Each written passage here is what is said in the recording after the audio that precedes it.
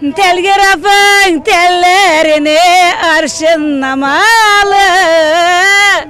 yar üstüne yar seveni kurşunlamalı.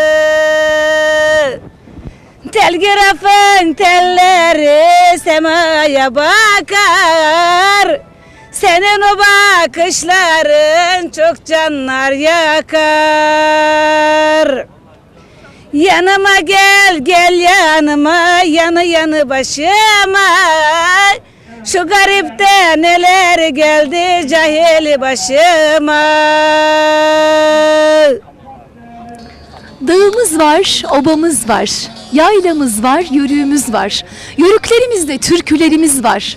İşte türkülerimizi, şarkılarımızı yörük kültüründe harmanlanan çok değerli bir ablamı seslendirdi. Ayten Yaman, Muğla'nın Muratlar Köyü Ayten Yaman. Ormana Çarşan